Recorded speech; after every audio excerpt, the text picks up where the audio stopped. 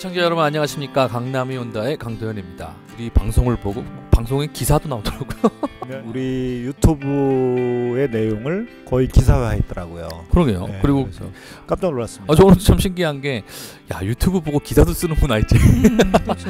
그때 참여정부 때의 언론 환경과 미디어의 환경과 지금이 얼마나 달라졌는지를 이 부소장님이 아주 잘 설명했는데 이거는 굉장히 중요한 거라서 좀 누군가가 언론이 잘 다뤘으면 좋겠다라고 했는데 그 내용을 그 기사가 아주 잘 다뤘더라고요.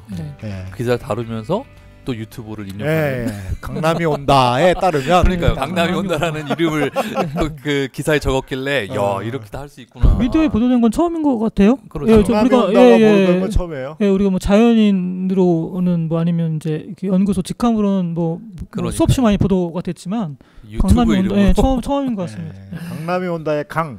어쩌다가 제가 여기 껴가지고 저도 거기에 포함이 됐습니다. 뭐 우리가 이렇게 내는 목소리가 상당히 공신력 있는 목소리다라고 인정을 해주신 것 같아서 나름 보람이 있더라고요. 그렇게 믿고 합시다. 비록 우리 구독수가 그렇게 되지 않더라도 우리 보소장님이 아주 애가 타고 계세요. 좀 구독 좀 많이 해주세요. 좋아요도 많이 누르고 정말 너무 좋아요와 우울합니다. 구독 필수입니다. 전도까지 이거는 꼭 들어야 된다라고 친구에게 전도도 좀 부탁드리고 이제 곧 8월이 돼가는데 저희가 방송할 때마다 부동산 대책 하나씩 나오는 것 같아요. 요즘에 굉장히 보폭이 빨라지고 있죠. 아니 무슨 한 달도 안 돼서 뭐 엄청난 대책으로 이렇게 내놨던 6.17 대책 이후에 한 달도 안 돼서 7.10 대책이 나왔습니다. 지금 사실 헷갈려요. 이쯤 되면은 뭐 21개다 22개다라는 논쟁도 있었고 아니다 사실은 5개다 6개다 근데 어쨌든 사람들이 헷갈려하고 있어요. 그래서 오늘은 문재인 정부 들어와서 굵직굵직한 부동산 대책들을 아주 간략하게 포인트만 짝짝짝 짚고 넘어가서 이런 대책이 있었고 방향성은 이랬다 한번 정리한 다음에 그럼 7.10 대책은 그 연장선상에서 어떤 의미를 가지고 있느냐 그리고 그 이후에 정부 정책에 따라서 어떤 예상을 할 수 있는지까지 한번 짚어보도록 하겠습니다. 22개의 대책 모두가 아니라 그 중에서 굉장히 크고 굵직한 것만 뼈대 5개, 5개를 정리해 주시면 좋을 것 같아요. 뼈대를 중심으로 첫 번째가 2017년의 파리 대책이었어요. 사실 이제 저 같은 경우는 1917년 하면 벌써 되게 옛날처럼 느껴져가지고 2017년 1917년은 러시아 혁명이 있었던 때입니다. 진짜 옛날이네. 제가 요즘에 그 근대사 책을 읽고 있어가지고 거기 빠져 있었나 봐요. 2017년만 해도 기억이 안 나요. 근데 우리 또 부소장님의 특징 아니겠습니까? 뭐 그냥 바로바로 튀어나오시는데 파리 대책의 어떤 그 포인트 어떤 정책으로 볼 수 있을까요? 그러니까 파리 대책은 이 문재인 정부 출범한 이후에 그 어떻게 보면 처음으로 나온 그 전에 한번 있었습니다만은 처음으로 나온 종합 대책이라고 볼 수 있고요. 그리고 파리 대책은 나름대로 이제 종합 대책이니까 뭐 재건축, 그다음에 뭐 대출, 그다음에 세금, 그리고 또 청약까지 다 이제 두루 망라하고 있는 대책인데요. 가장 특징적인 것이 근데 여기는 재미있는 게 보유세는 빠졌어요.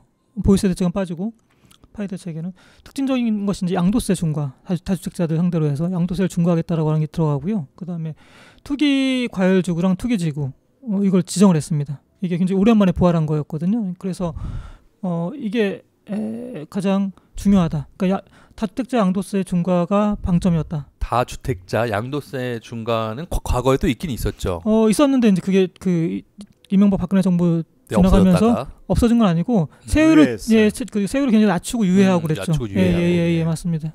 그랬던 거죠. 참여정부 때 중과를 세게 했는데 유예내지 아주 완화됐다가 지금 이제 다시 부활한 거죠. 파리 대책에 그리고 이제 소위 말하는 핀셋 규제가 시작이 된 거네요. 투기 그러니까 존을 이제 조닝이라고 하는데 그걸 존을 정해서 거기 이제 우리가 이제 조정 대상 지역, 뭐 투기 과열 지구, 투기 지역 이렇게 나누지 않습니까?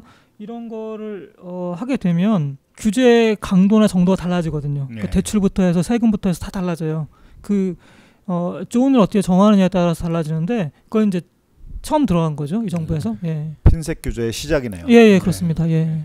공급 쪽은 어떻습니까? 공급 얘기는 뭐 크게 없고요. 그냥 뭐 늘 했던 얘기. 예, 우리가 맨날 공급을 하겠다.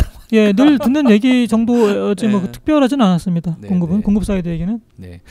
파리 대책이 있었고 그다음에 그 다음 해 1년 정도 지내서 9.13 대책. 이것도 내리에 좀 남아 있는 것 같아요. 9.13이라는 숫자가 상당히 기억에 남다 보니까. 9.13은 굉장히 큰 대책이죠. 근데 그리고 이제 흐름을 잠깐 보면은 이제 파리 대책이 나온 다음에 시장이 그 가격이 떨어지진 않고요. 거래가 잠깐 주춤해요. 그러다가 이제 약간 좀 진정되는 느낌은 좀 있었습니다.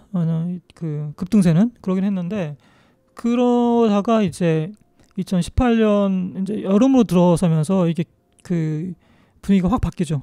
확 바뀌는 게 이제 두 가지 사건이 있었습니다. 크게 하나는 이제 그 정부가 조세재정개혁 특위라는 걸 꾸려서 이제 민관 합동으로 꾸린 건데 거기서 이제 종부세 개편을 논의하기로 했는데 그 개편안이 굉장히 이게 그 하나만한 정도 대책이었어요. 기억나요. 예. 이게 뭐 하는 거야? 예. 그러다 보니까 이제 시장 참여자들이 이 정부가 투기 억제할 의사가 없구나, 의지가 없구나라고 확실히 받아들인 거죠. 그러니까 기본적으로 뭐 여러 그 투기 억제 장치가 있겠습니다만은 시장 참여자들이 가장 이제 아무튼 중요하게 바라보는 그 바로미터는 역시 이제 보유세죠. 근데 거기서 이제 정부의 의지를 확인한 거고 거기다가 이제 이미 고인이 되셨습니다만 박원순 시장께서 그때 이제 7월 9일이었죠. 7월 9일날 맞다. 예, 7월 9일날 통개발 여의도 용산 통개발. 예, 그러니까 조세재정개혁 특위의 그 발표는 7월 6일이었고요. 2018년. 그다음 7월 9일날 이제 여의도 용산 통개발 발표를 그 싱가포르인가 가서 하셔요.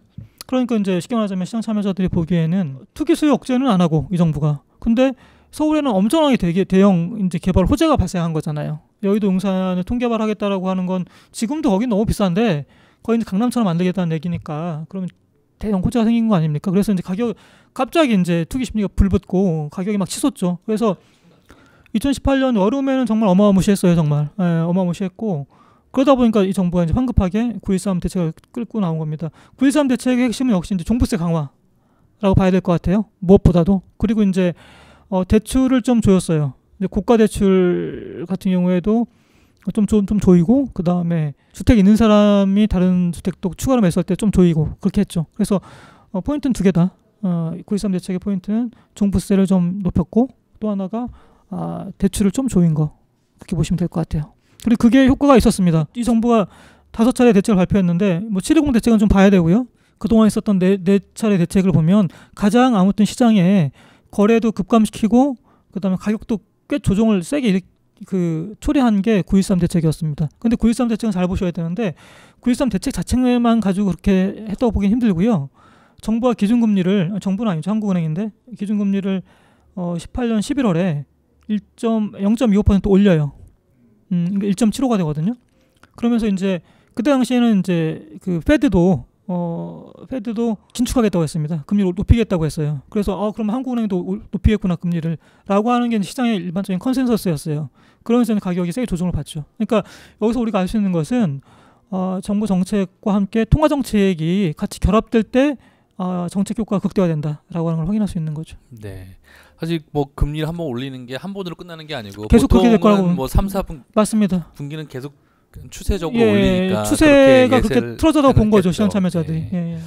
그 다음이 또 1년 후에 1년씩 이제 큰 게 굵직하게 나오는데 2019년에 12.16 대책 12월 16일 날 이것도 꽤 큰 거였어요. 12.16도 굉장히 큰 대책이죠. 그러니까 이게 지금 보면은 파리 대책도 파리 대책부터 그랬는데 막 역대급이라는 말은 많이 했어요. 미디어들이. 나올 때마다 역대급이라고 하고 또 잘 모르고 쓰기도 하고 뭐 그리고 나름대로 또 강한 대책이기도 했고 그랬어요. 사실은. 근데 12.16 같은 경우에는 핵심이 저기죠. 대출을 무자백에 잘랐죠. 대출을 굉장히 강하게 잘랐습니다. 그래서 주택담보대출하고 전세자금 대출을 굉장히 강하게 규율하기 시작했죠. 그래서 12.16을 보시면은 고가주택, 초고가주택이죠. 15억 넘어가는 거 이건 실거래가 기준인데요. 15억 넘어가는 주택은 주택담보대출을 전혀 안 줬습니다. 완전히 잘랐고요. 그리고 이제 9억 초과되는 주택도 LTV 같은 경우는 이제 뭐 서울이나 뭐 수도권인데 LTV가 40%였는데 그걸 이제 9억 이하는 40%, 초과는 20% 잘랐죠. 예, 잘랐고 그리고 전세자금 대출도 9억부터 이제 규율에 들어가는. 네, 그래서 대출에 대해서 굉장히 세게 조였습니다. 그게 핵심입니다. 그런 다음에 또 이제 뭐 아직 1년이 다 안 가고 한 반년 정도 지나서 6.17 불과 지난달이죠. 6.17 대책이 나왔어요. 네, 예. 그때도 뭐 굉장히 센 대책이라고. 그 시장 참여자들의 뭐라고 하면 좋을까요? 이 수준이라고 해야 되나? 질이 그 참여정부 때랑 완전히 바뀐 거예요. 바뀌었고 그때 당시에 시장 참여자들하고는 비교가 안 될 정도로 이제 정보의 양이 많고 그리고 굉장히 그 기민하게 대응하고 그리고 굉장히 조직화되어 있는 거죠. 그러니까 각계약전이 아니에요, 이제는. 그러니까 하나의 거대한 조직이에요, 이게. 그리고 그게 무슨 기획부동산 이런 단위가 아니라 거의 모든 시장 참여자들이 조직화됐다고 보시면 돼요. 거의 다마위인 거. 예, 거의 비슷하죠. 그러니까 그거는 공급도 그렇고 또 그다음에 매수도 그래요, 사실 지금은.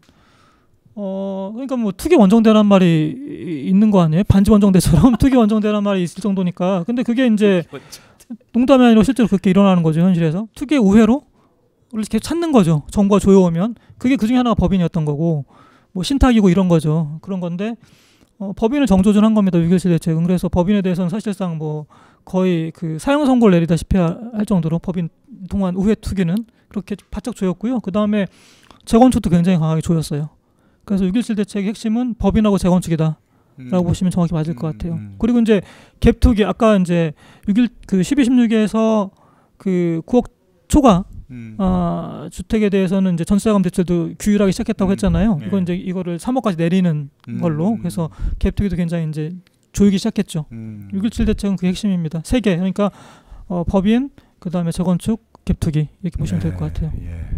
쭉 보면은 2017년에는 좋은 규제가 키워드인 것 같고 들어오기 시작한 거죠.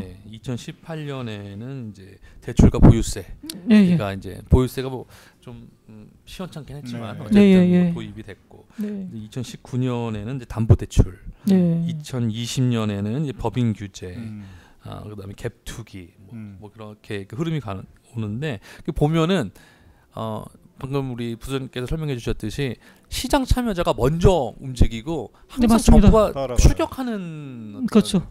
하지만 잡지는 못하는 계속 추격하면서 잡지는 못하는 추격전을 계속 벌이고 있어요. 그러니까 먼저 그 길목을 팍 잡아야 되는데 맞습니다. 그렇게 하지 못하고 있다는 생각이 계속 드네요. 그런 패턴이 지금 반복되고 있는 거죠. 그러니까 이제 정확히 보신 것 같아요, 사장님께서. 그러니까 일종의 뭐라 하면 좋을까? 이거는 그 게릴라전 비슷해요. 유격전 비슷한데, 그러니까 일종의 이 게릴라들 유격대가 끊임없이 출몰을 하고 이걸 계속 이제 토벌을 하고 있는 형국인 거죠. 쫓아다니면서.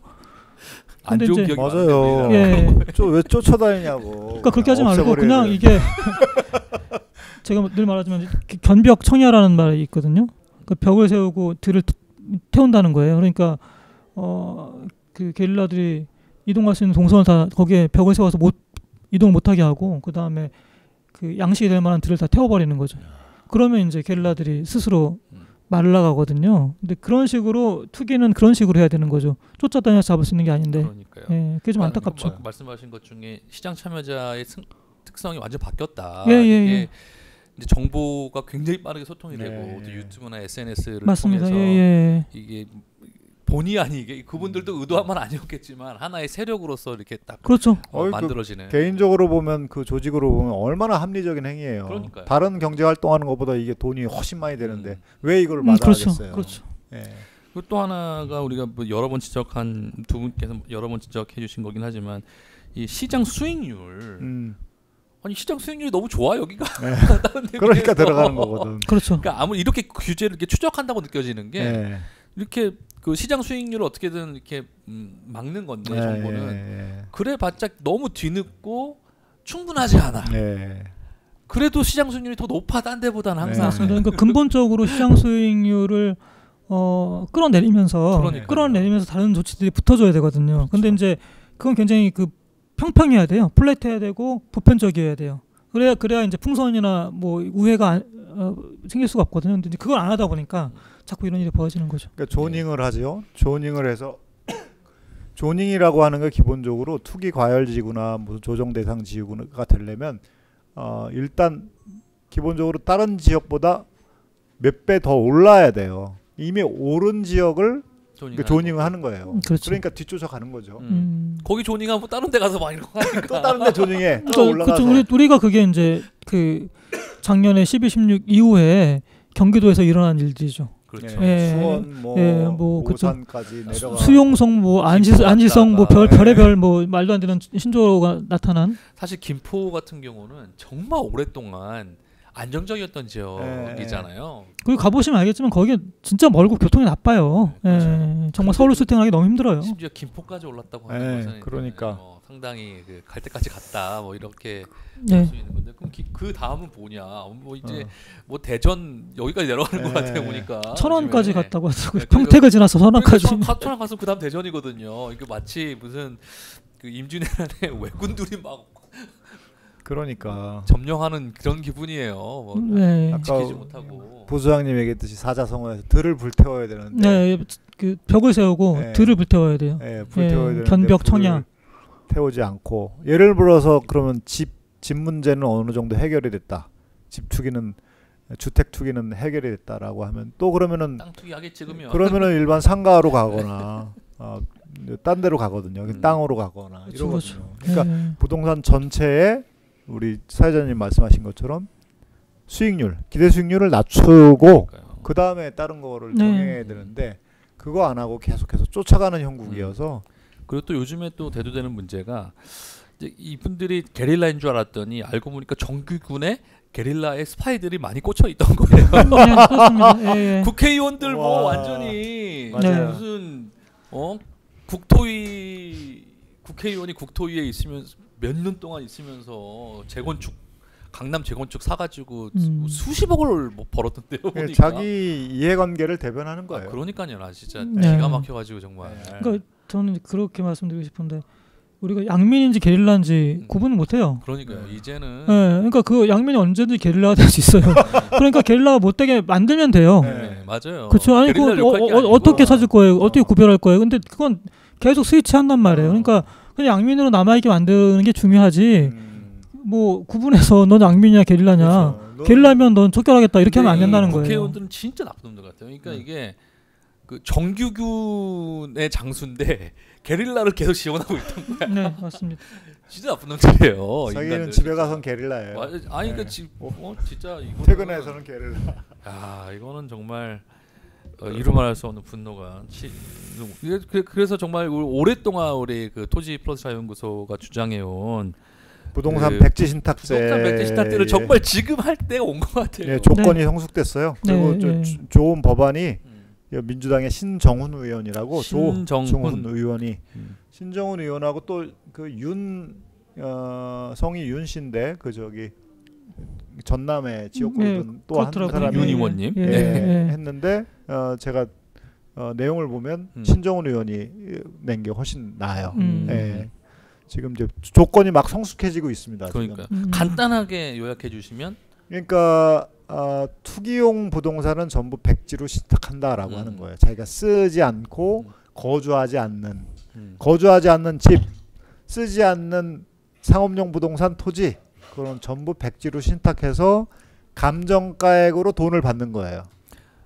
그러니까 파는 거네요. 그러니까 국회의원이 되면서 파는 거네요. 네, 자기가 빨리 팔아라. 못 판 거는 감정가액으로 돌려받고요. 파는 게 낫겠네. 네, 그럼요. 빨리 팔아야죠. 그러니까 신속하게 팔려면 그것도 뭐 좀 저가에 내놔야 팔리겠지. 네가 팔든지 국가가 팔아주든지 둘 중에 하나네요. 팔아서 그냥 그 액수를 전부 주는 게 아니라 감정가액만 돌려주는 거예요. 감정가액은 시가의 한 80%밖에 안 되거든요. 그러니까 그거 가지고 투기했냐 안 했냐를 논란을 벌이지 말라는 거예요. 그렇죠. 그러니까 투기한 사람들 중에서도 유능한 공무원이 있을 수 있어요. 그렇죠. 얼마든지 그럴 수 있잖아요. 그런 사람도 보호해주고 정책의 신뢰도 높이고 이렇게 하자는 건데 지금 이제 조건이 막 성숙했죠.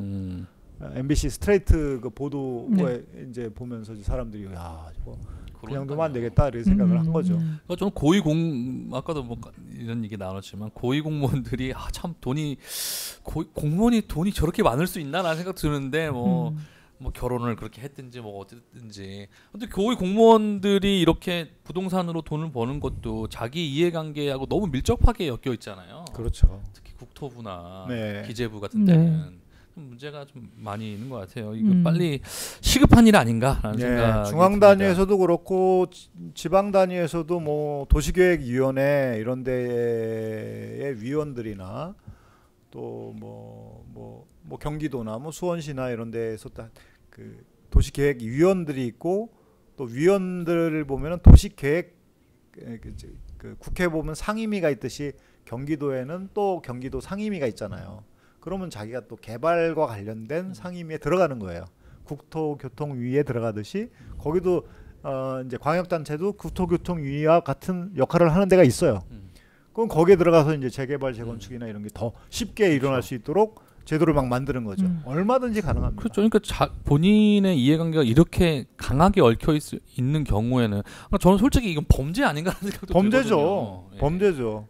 그 성격 자체가 불로소득이고 불로소득은 남의 거 뺏어온 거니까. 사실 이게 정말 정보를 활용을 하면 이건 범죄가 확실히 지금 현행법으로도 범죄인데 그걸 피해갈 수 있는 방법이 정말 너무 많은 것 같아요. 현행법을. 그게 빨리 그 부동산 백지 신탁제가 정착이 돼야 하겠다라는 생각이 들면서 하여튼 뭐 5개 그 매년 발표된 정책인데 이제 마지막 이제 또 발표를 했습니다. 그 이것도 사실 큰 대책인데 6.17 대책이 한 달이 지나지 않아서 또 큰 대책을 발표를 했어요. 한번 개요를 한번 설명을 부탁드릴게요. 그 배경을 잠깐 설명드릴 필요가 있을 것 같은데 이게 참 코로나 쇼크라고 하는 게 굉장히 좀 이상하게 지금 그 자산 시장에는 영향을 미치고 있어요. 그러니까 코로나 쇼크 사실 미중의 역병이잖아요. 미중의 역병이고 뭐 우리가 예전에 뭐 1917년대 그때 그 뭐 스페인 독감은 말만 들었지 사실은 이렇게 그 역병이 실제로 우리 삶을 이렇게 아주 구체적으로 위협하는 건 처음 겪는 일이잖아요. 우리가 지금 해마다 뭐 지금 매일 전 세계에서는 한 5,000명 정도 사망한다고 하거든요. 그렇던데 20만 명 확진자 나오고 그러니까 진짜 뭐 미중의 일인데 근데 이것 때문에 이제 당연히 뭐 셧다운하고 이러면서 실물 경제는 뭐 엄청난 타격을 입었죠. 우리가 지금 뭐 전분기에 마이너스 3% 좀 넘게 저기가 성장률이 하락했던데 우리가 근데 1등이에요. 1등 정도 아니고 압도적 1등. 압도적으로 1등이 다른 나라들은 두 자릿수도 많이 두 자릿수예요. 그러니까 우리가 뭐 압도적으로 1등인데 뭐 우리 방역을 잘해서 그런 거죠. 상대적으로 그러기도 한데 아무튼 이게 실물이 워낙 훼손 정도가 깊고 그리고 이게 언제 사실은 다시 복원할지도 잘 모르겠고 뭐 기대하기는 뭐 V자 받는 얘기하고 하는데 어떻게 될지 모르잖아요. 사실 이게 그런데 그걸 또 이제 그런 상황이 벌어지니까 중앙은행들이 돈을 엄청 많이 풀었단 말이에요. 엄청 이제 무자비하게 많이 풀고 또 이제 정부는 재정을 엄청 많이 투입했죠. 우리가 뭐 기본소득이 아니죠. 긴급재난지원금 받은 게 다 그런 건데 그거 가지고 뭐 투기한 사람 없겠죠. 왜냐면 현금을 준 건 아니니까. 근데 아무튼 그 페드부터 해서 돈을 어마어마하게 풀었거든요. 근데 이제 이게 2008년에 글로벌 금리 때보다 더 많이 푼 거죠. 더 많이 풀고. 근데 이제 이게 진짜 이상한 거예요. 이게 사람들이 2008년에 이제 글로벌 금리 터지고 나서 그때 보면은 막 자본주의 시장 경제 끝난다느니 뭐 미국 패권 끝났다느니 막 그랬거든요. 근데 돈을 엄청 많이 풀었단 말이에요. 그러면서 뭐 미국은 또 살아났어요 완전히. 그리고 뭐 최근까지 어떻게 보면 거의 유일하게 이제 호황을 구가하는 나라가 된 건데 그러고 나니까 돈을 그렇게 많이 푸니까 자산 시장이 엄청 급등을 했단 말이에요. 미국이. 특히 주식시장 같은 경우 말도 못하게 올랐죠. 미국 같은 경우 미국은 나스닥 같은 건 한 5배 정도 올랐으니까. 그러니까 실제 실물 경제가 점점 안 좋아지는데 실물 경제를 반영해야 되는 주가는 올라가. 예, 근데 그것도 올라가는 정도가 아니라 급등해. 예, 5배가 올라왔으니까 그게 무슨 기업이익이 5배 좋아졌으니 만마잖아요. 결국은 돈이 이렇게 풀려서 그런 건데 그걸 사람들이 본 거예요. 경험을 한 거니까 그때 2008년 뭐 막 이렇게 막 붕괴될 때 싸게 자산을 매입한 사람들은 엄청 부자가 된 거잖아요. 그렇겠네요. 네, 미국도 지금 그렇죠. 양가가 근데 미국은 이제 주로 주식인 거고 우리보다는 근데 우리는 부동산인데 주로 우리는 이제 부동산 그 주식이라는 게 계속 이렇게 박스권 안에 갇혀 있었으니까. 근데 우리 같은 경우에는 그걸 경험하다 보니까 사람들이 이번에도 그렇게 될 거라고 생각을 한 거예요. 그래서 동학 개미 운동이 사실 그런 거죠. 그러니까 이제 이게 막 주식 급락할 때 개미들이 엄청 그때도 보면은 기관하고 외국인들은 무지막지하게 팔아야 됐거든요. 근데 그걸 괜히 다 받았단 말이에요. 받아서 근데 그 사람도 성공한 거죠 지금. 왜냐하면 1480인가까지 빠졌다가 이게 지금은 2200까지 올라왔잖아요. 주가가 굉장히 빨리 올라왔거든요. 그렇게 됐단 말이에요. 그러니까 그렇게 되고 그 주식이 먼저 움직이고 항상 주식이 빨리 움직이니까 그 다음에 지금 부동산이 따라 움직인 거예요. 그러면서 이제 특별히 30대들이 폭발적으로 이제 이게 바잉하기 시작하고 이러면서 정부가 이제 굉장히 쫓긴 거죠. 그러니까 6.17 나오고 나서 6.17 대책은 좀 특이했던 게 6.17 나오고 나서 전혀 시장이 미동도 안 했어요. 더 올라갔어요. 그러니까 정부 이제 굉장히 다급했던 거고, 그리고 이제 정부 지지율이 급락하니까 이게 가장 그 긴밀한 게 사실은 부동산이거든요. 그러니까 저는 그것도 참 재밌었던 게 부동산이 이렇게 된 게 하루 이틀 일이 아닌데 갑자기 부동산 때문에 지지율이 급락했다는 얘기가 막 나와요. 사실은 누적된 건데. 그렇죠. 근데 참 그것도 희한해요. 근데 이제 이게 일종의 그 변곡이 있는 거죠. 변곡이 있고 사람들이 이제 아유 뭐 이제 못 참겠다. 그러니까 코로나 저렇게 되면은 결국에는 뭐 빠지지 않겠어 그것도? 라고 그냥 정반대로 움직이니까. 그렇죠? 그러니까 이게 뭐 그 충격이 엄청 큰 거죠. 저도 굉장히 놀랐는데. 그렇죠. 실물은 망가지는데 부동산 오르니까 얼마 더 잘. 저도 정말 놀랐거든요. 놀랐는데 그러다 보니까 이제 한 달도 안 돼서 그러니까 좀 그래도 한 달 이상 봐야 되는 거 아니냐 정부 정책 효과라는 건 이런 의견도 있었지만 굉장히 다급하게 내놓은 거고 그런 배경이 있습니다. 그래서 이게 지금 정부 입장에서도 발등에 불이 떨어진 거고 정부 여당 입장에서도 뭐 어쨌든 6.17 이후에 부동산이 지금 움직임이 심상치 않다. 예, 그렇습니다. 그건 그건 명확한 거고요. 명확하고 지금 6월달에 서울 아파트 거래량이 15,000건을 돌파했거든요. 근데 이거는 굉장히 기록적인 수치예요. 미쳤어. 예, 기록적인 수치여서 정말 경악을 금치 않을 수 없는데 하여튼 그래서 정부가 이제 다급하게 내놓은 거고 7.10 대책은 그 이전의 대책들하고는 질적으로 다릅니다. 이거는 정부가 그동안에 가급적 안 쓰려고 했던 세금을 들고 나왔어요. 강하게 세게 들고 나왔고 그 특별히 이제 포인트는 다주택자들이고 다주택자들을 향해서는 이제 취득, 그다음에 보유, 처분의 모든 단계에 걸쳐서 세금을 중과했습니다. 물론 뭐 빈틈은 있습니다만은 그런 면에서 그 이전의 대책들하고는 확연히 다르다. 구간별로 1.2에서 6%인데 이게 무슨 의미예요? 6%라는 게? 집 가격의 6%를 세금으로 매기겠다는 뜻입니까? 그런 건 아니죠. 예, 그러니까 최고 구간이 6%인데 공시가격으로 합쳐가지고 94억이 넘는 부분에 예를 들어서 95억이 합쳤더니 그러면 1억만 6% 부과하겠다는 거죠. 1억에. 별거 아니네. 아니 그리고 그게 그 사실상 거의 별로 가능하지 않은 게요. 이렇게 생각해 보시면 아주 좋은데 뭐 지금 서초 그 마크로 리버파크라는 거 줄여서 아리파라고 하죠. 그 아파트가 뭐 제일 비싸다고 하는데 그거 뭐 전용 8사로 뭐 30억 정도 한다고 생각해 보죠. 예를 들어서 세 채 갖고 있으면 세 채 있어도 안 되죠. 안 되네. 공시가격이니까. 그러니까. 네 채가 있어야 돼요. 네 채가 있어도 거기 구간 뭐 이게 공시가격 기준이니까 네 채 있어도 간당간당할 것 같아요. 예, 간당간당하고 조금 걸리는 거예요. 94억 초과 부분은. 그 정도 집 있는 사람은 뭐 내 집 뭐 이럴 것 같아. 그러기도 하고 또 민간 임대 사업자로 다 빠져나가서 대상자가 한 20명밖에 안 돼요. 아 정말로요? 네. 뭐야? 네, 그래서 이름만 세네. 그렇긴 한데 그래도 이제 이게 그 전보다는 확연히 나아진 건 분명히 맞고요. 네, 그래서 나아졌죠. 이제 낮고 제가 보니까 그 실거래가 기준으로 해서 한 15억 4천만 원 정도 이상 되는 분들은 좀 부담이 좀 될 것 같아요.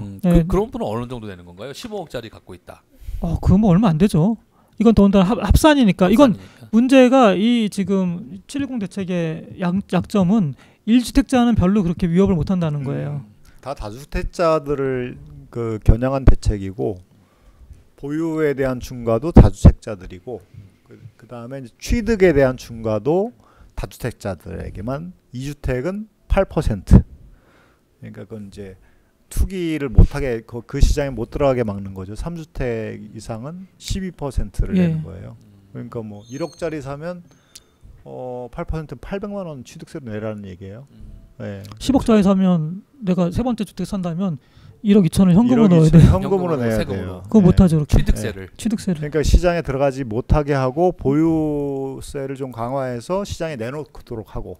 어쨌든 2주택자가 3주택을 사기는 좀 쉽지는 않은 쉽지 상황이네요. 않은 거죠. 거의 없어요. 제가 보기엔 그거는 그렇게 그러니까 이번에 11.710 대책은 확실히 그 다주택자가 신규로 되는 건 굉장히 차단해 놨어요. 그건 허들을 굉장히 높여놔서 그건 끊길 것 같아요. 근데 이제 기존에 갖고 있었던 사람이 매물을 던질 거냐 이거는 약간 이제 그건 지켜봐야죠. 예. 그거는 좀 그 던지도록 그렇게 규정을 세게 해야 되는데 힘이 세야 되는데 그거는 이게 센 건가 아직 좀.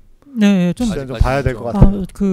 좀 매도 압력은 약간 약한 것 아닌가라는 생각. 사실 저는 이런 게 약간 좀 불만인 것 중에 하나가 사실 돈이 많은 사람은 부담을 안 느끼잖아요. 부담을 느끼는 사람은 돈이 없는 사람이. 그러니까 2주택자 중에서도 대출 받아가지고 정말 투기로 집 산 사람들이 이제 부담을 느끼고 먼저 던질 텐데 그럼 그거에 누가 이익을 얻냐면 돈 많은 2주택자인데 돈이 많은 사람은 부담도 안 느끼고 또 자기의 투자 기회가 또 생기게 돼요. 그러니까 한꺼번에 던질 수 있게 해야 되는데 이렇게 마지널하게 영어로 표현하면 마지널하게 이렇게 그 한계에 있는 사람 먼저 이렇게 하게 만들어 이 대책들이.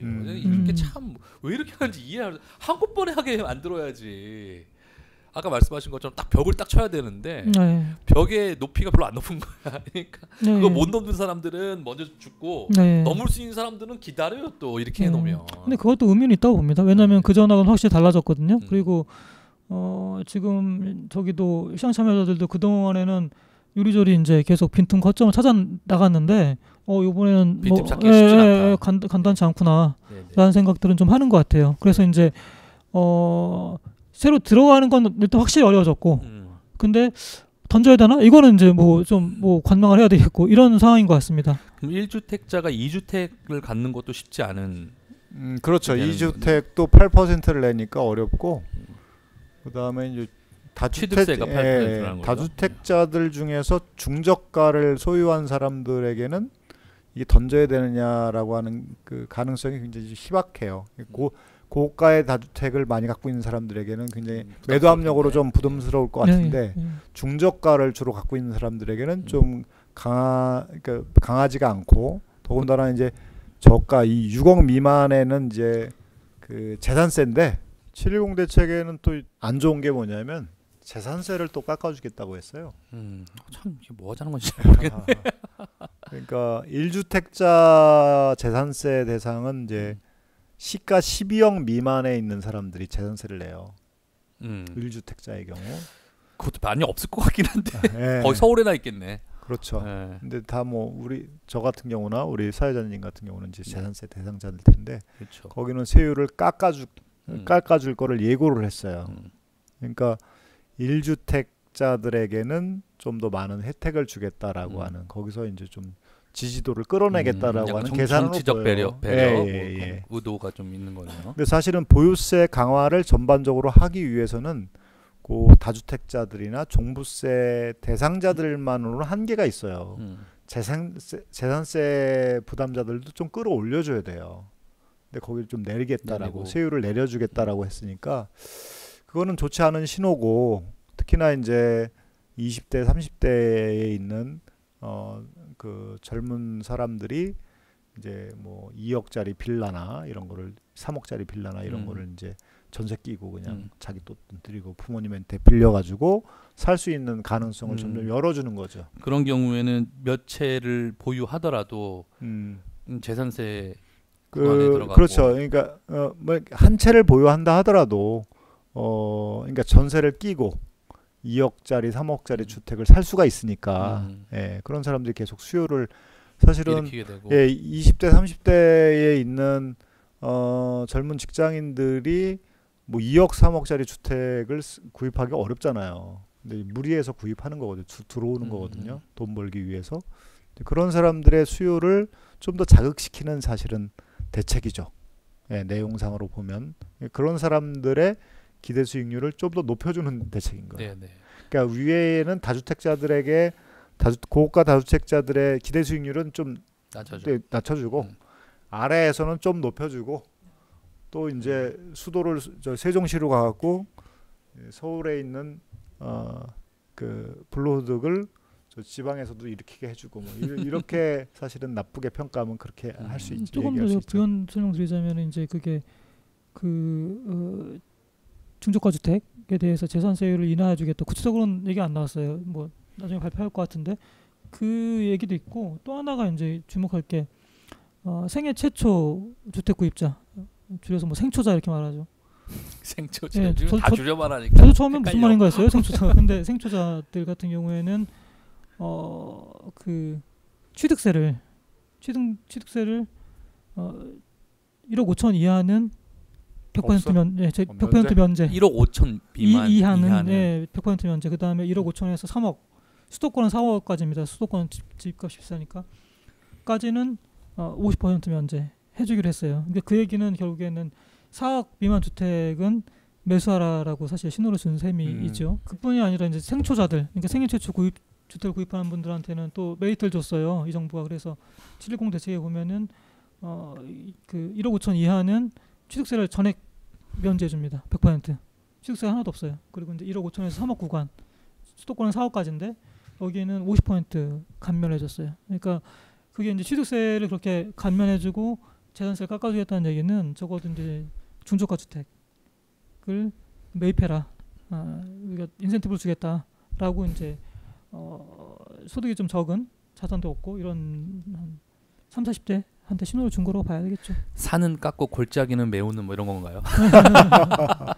성경에 나오는 얘기인데 답답합니다. 네. 710 대책이 발표된 지가 이제 뭐 10 며칠 지났습니다. 네. 그래서 뭐 정책적인 효과를 이야기하기가 굉장히 뭐 이른 단계긴 한데 뭐 그 전 대책 나오고 나서 한 달도 안 돼서 이렇게 한 걸 보면은 지금 굉장히 다급한 것 같아요. 네. 뭐 앞으로 어떻게 될 걸로 지금 전망 자체가 사실 한다는 게 참 어려운 상황이에요. 뭐 지금 전망하고 너무 계속 다르게 왔으니까. 그렇죠. 근데 이제 우리가 확실히 지금 알 수 있는 거는 그런 거죠.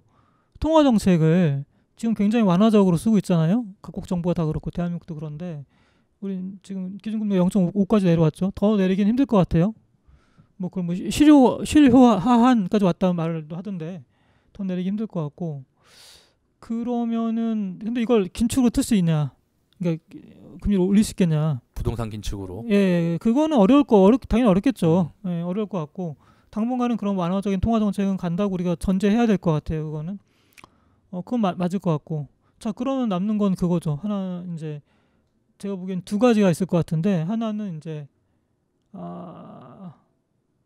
시장이 앞으로 어떻게 할 거냐라고 할 때 이게 코로나 쇼크 등으로 인해서 뭐 코로나 쇼크만 있는 건 아니겠습니다만 이게 실물 경제에 이제 여러 지표도 있을 거잖아요. 성장률이나 고용이나 특히 고용은 굉장히 중요할 텐데 이런 것들이 얼마나 훼손될 거냐 훼손의 정도 그다음에 기간이 더 중요할 것 같아요. 기간이. 예, 그래서 이게 다 이제 희망적으로 전망하는 건 내년에는 확 이제 나아질 거다라는 거잖아요. 근데 그게 아니다 만약에 그게 아니고 그 가을이나 겨울에 굉장히 대유행을 하고 다시 한번 대유행을 하고 그 다음에 뭐 치료제 백신도 잘 안 먹힌다. 그리고 끊임없이 이게 지금 변이가 나온다고 하더라고요. 놀라울 정도로. 근데 그러면 어떻게 할 거냐라고 하는 거. 그래서 그러면 기간 조정도 굉장히 길어질 수 있는 거잖아요. 그러면은 이제 이게 아무리 돈을 풀고 통화량을 늘려도 그럼 도대체 이 실물과 자산 간의 극단적인 괴리 너무 지금 이격이 된 거잖아요. 이게 그럼 언제까지 유지될 거냐라고 할 때 사람들이 이제 그러면 어느 순간 깨달을 수도 있을 것 같아요. 이건 이상하잖아. 말이 안 되잖아. 실물은 저런데 어떻게 자산만 이렇게 올라가? 그렇게 깨닫는 순간에 이게 좀 충격이 올 수 있을 것 같아요. 그러면 이제 시장이 꽤 강하게 조정을 받을 수 있을 것 같고 그게 하나 가능성이 있고요. 또 하나는 이제 정부 정책이죠. 이게 사실 떨어진 건 아닙니다만은 정부 정책이 지금 보면은 어찌됐든 간에 5차례 대책이 나오면서 점점 이제 속도나 강도가 빨라지고 속도도 빨라지고 강도도 강해지고 있거든요. 그리고 이제 어찌됐든 간에 빈틈을 계속 메우고 있어요. 그러니까 비유를 들자면 이제 그물이 굉장히 성겼는데 그걸 좀 계속 촘촘히 짜고 있는 편이죠. 그리고 이 정부도 아마 여기서 다시 한번 시장이 이상하게 튀면 정권을 재창출하는 게 굉장히 어려울 거라고 하는 굉장히 절박한 위기의식이 있을 겁니다. 그러니까 지금 이렇게 대책들이 나오는 거거든요. 그러니까 좀 전에 말씀드렸다시피 720 대책은 그 이전의 대책들하고는 질적으로 확실히 달라요. 예. 그러니까 이거는 그러면 될 때까지 할 거야 라고 하는 거. 그 다음에 또 하나는 이제는 그 수익률을 훼손시킬 거야. 심지어는 다주택자들 너희들은 일부는 수익률이 훼손될 수도 있어 라고 하는 신호도 준 거거든요. 그래서 이 대책들이 결국에는 누적적으로 그렇습니다. 이 대책이라는 게 우리가 보면은 우스워 보이는데 이런 말씀 드리고 싶은데, 이명박 정부랑 박근혜 정부가 7년 임기 내내 부동산 경기 부양하려고 하고 가격 올리려고 정말 애를 썼거든요. 근데 가격 그 서울을 기준으로 해서 서울의 이 주택 시장의 트렌드가 확 바뀌는 데는 7년 걸렸단 말이에요. 7년 걸렸거든요. 그러니까 2008년부터 내내 진짜 온갖 그 여기 뭐 장작 갖다 쌓고 휘발유 뿌리고 불 붙이고 했는데 이제 잘 안 붙었는데 그게 7년 걸렸어요. 그래서 불이 붙은 거거든요. 근데 이게 아시겠습니다만 가격 올리기는 훨씬 쉬워요. 가격 떨어뜨리기보다. 그런 건데, 그러니까 이 정부의 대책들도 결국에는 뭐 가는 비에 옷 젖는다고 시간이 지나면 효과가 나타날 거라고 봐요. 그렇게 보고, 그 다음에 또 하나는 정부가 대책을 계속 내놓을 각오가 돼 있는 거죠. 근데 이제 그걸 어느 정도까지의 가격 하락을 감내할 거냐, 이건 또 뭐 알 수 없는 일이죠. 사실은 그건 또 시뮬레이션 하고 들어온다고 하더라도 그렇게 된다는 보장도 없는 거니까. 그러긴 한데, 그런 거 저런 거 생각을 해보면 뭐 이게 역시 이제 트렌드가 꺾이지 않겠나라는 생각은 들고, 그리고 이제 시장만 놓고 보더라도 저는 이제 두 가지 지표를 중요하게 보는데, 30대가 주로 이제 지금 패닉 바잉으로 들어오고 있거든요. 근데 30대는 아시다시피 돈이 없어요. 그리고 이 사람들은 주택 구매에 있어서 한 번도 큰 손이었던 적이 없어요. 왜냐하면 주택이라고 하는 건 항상 너무 비싼 그 재화였기 때문에, 더군다나 지금 가격도 너무 비싸죠. 근데 이런 사람들이 들어왔다라고 하는 건 대출을 최대한 끌어서 당겼다는 얘기고, 어찌 보면 이제 시장에 들어올 사람이 다 들어왔다는 얘기예요. 그러니까 예비군이 없는 거예요, 더 이상. 예비군이 없다는 얘기고, 또 하나가 최근에 이제 전세 가격 얘기를 하잖아요. 전세 가격도 뭐 튄다. 좀 이상하잖아요. 매매 가격도 튀는데 전세 가격도 왜 튀어요? 좀 되게 이상하거든요, 이거는. 근데 그거는 저는 그 신호를 봐야 된다고 봐요. 전세 가격이 많이 튀는 게 주로 이제 우리가 흔히 말하는 강남이나 마용성이나 이런 데입니다. 이런 데 전세 가격이 많이 튄다는 거거든요. 그게 무슨 의미일까? 그 얘기는 주택을 구매할 수 있는 능력이 있는 사람들이 안 들어간다는 거죠.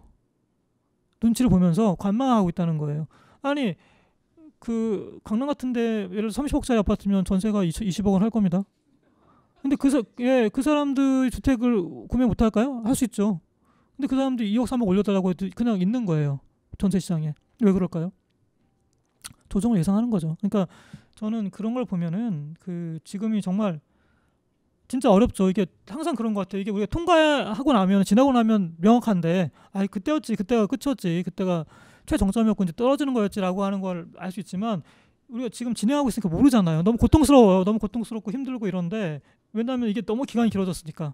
근데 거의 정말 끝까지 온 거 아닌가 라는 생각이 듭니다. 부동산 정책과 시장 가격의 관계는 한번 주두면밀하게 살펴봐야 될 것 같긴 해요. 말씀하신 대로 굉장히 누적적으로 오는 것 같아요. 네, 노무현 정부 때 얼마나 그렇게 잡으려고 난리를 쳤어요. 근데 계속 올라가지고 정권이 바뀌었는데, 그 반대로 정권이 바뀌고 나서 다 규제를 풀었어도 그 노무현 정부 때 이렇게 쌓아 올린 그게 효과를 엄청 발휘한 거잖아요. 그렇게 되는 거죠. 덕을 이명박이 본 거죠. 그러면서 이명박 박근혜 10년 동안 다 풀어놓은 게 이제 지금 막 또 효과를 해서 이렇게 막 올리고 있고, 또 이 문재인이 이걸 잡으려고 막 난리.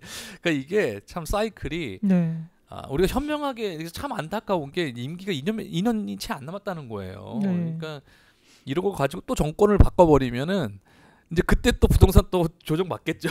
우리가 경험해 본 바잖아요. 이거 모르는 것도 아니고 또 조정을 받을 텐데, 그게 아니고 이 일관된 기조로 갈 수 있게 우리가 좀 뒷받침해, 뭐 마음에 안 들지만 저 진짜 마음에 안 들거든요. 문정부 진짜 마음에 안 들고 너무 많은데, 지금 이 기조를 유지할 필요가 좀 있겠다라는 생각이 좀 듭니다. 그러니까 일관성이 중요해요. 앞으로 이 정부는 저쪽 방향으로 그 수익률을 줄이는 방향으로 계속 가는구나라고 시장 참여자들이 그렇게 믿게 만들어야 돼요. 그러려면 일관성을 해야 되죠. 그 뭐 중저가는 또 거기서도 좀 살 수 있게 또 도와주고 이러면 안 되고. 앞으로 대통령 지지율하고 집값하고 연동될 것 같아요. 그럴 가능성이 있죠. 네, 정말 그럴 가능성이 이제 지금 가면 갈수록 네, 제가 보기엔 가장 중요한 변수일 것 같습니다. 정권이 이게. 바뀌느냐 안 바뀌느냐. 그리고 이쪽 이제 민주당 쪽에서 대통령 후보로 누가 부상하느냐에 따라서 상당히 그 아까 말씀하신 그 돌 있는 관망자들의 어떤 선택이 거기 연동되지 않겠나라는 생각이 드네요. 맞습니다. 굉장히 그 중요한 시기다. 역시 부동산은 정치구나라는 것을 그렇죠. 가면 갈수록 더 느끼게 됩니다. 특히 한국이라는 고향에서. 그러니까 전 뭐 끝으로 말씀드리면 그런 말씀드리고 싶은데 비유를 하자면 이 정부가 사실은 맞을 매보다 여러 곱절을 더 맞는 건 맞아요. 그러니까 이명박하고 박근혜가 받아야 될 어떤 비난 그것까지는 덤터기를 쓰고 있는 건 맞고요. 그러니까 이명박은 방화 미수범 부르짖으려고 했는데 실패한. 왜냐? 글로벌 금융위기랑 유럽발 제조위기가 있었으니까. 불이 붙였는데 불이 꺼졌어요. 폭우가 몰려와서. 네, 그렇게 된 거고. 그 다음에 박근혜는 성공한 거죠. 박근혜는 방화범 대출까지 다 풀어서 방화범이고, 뭐 문재인은 이제 그 유능하지 않은 소방수, 별로 유능하지 못한 소방수. 유능하지 못했어. 예, 그렇게 그냥 저는 딱 보면 그게 뭐 맞지 않나 싶어요. 근데 러닝 커브가 빨라야 되는데 이 양반이 워낙 인내심이 좋다 보니까 러닝 커브가 늦어. 그래서 결국 임기 2년밖에 안 남은 상황에서 이거 참. 그러니까 사실 부동산도 확신할 수가 없는 게 이거 정말 대통령 지지율하고 부동산 가격 같이 가겠구나라는 생각이 드니까 이렇게 빠질 거라고 빠지지 않겠냐라고 또 예측해 주시면서도 좀 불안한 마음이 또 없잖아 또 있습니다. 사활을 걸어야 됩니다. 네, 정말 죽고 사는 문제예요. 네, 이제는 사활을 걸어야 돼. 정말 사활을 걸어야 된다. 안 걸으면 우리 정말 다 죽게 생겼다는 마음으로 정치인들이 좀 해줬으면 좋겠네요. 네. 오늘 뭐 마무리가 조금 약간 암담했는데 지금 굵직굵직하게 지금 뭐 5번 나왔습니다. 5번 정책을 한번 쭉 훑어봤고요.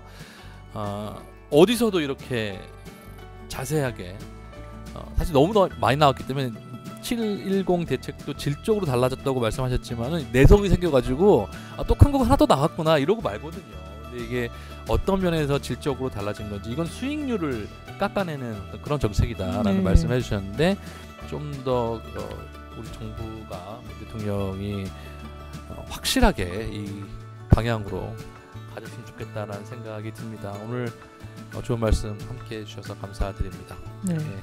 우리 토지지 플러스 자유연구소 관심 많이 가져주시고 요즘에 TV도 많이 나오고 얼마 전에 스트레이트 방송에도 나오시고 다음 편에는 좀 더 많이 나오실 걸로 예상이 되니까 아마 우리 뭐 방송 나갈 때는 이미 방송이 나왔을 수도 있는데 못 보신 분들은 꼭 스트레이트 한번 방송 봐주시고요. 부동산 백지 신탁 제도 꼭 바로 도입이 되어야 되고 그와 맞물려서 부동산 시장도 정책도 보유세를 높이는 방향으로 정상적인 어떤 방향으로 가야 되지 않겠냐라는 생각이 듭니다. 저희는 계속 이 방향으로 떠들도록 하겠습니다. 오늘 함께해 주신 여러분 감사합니다.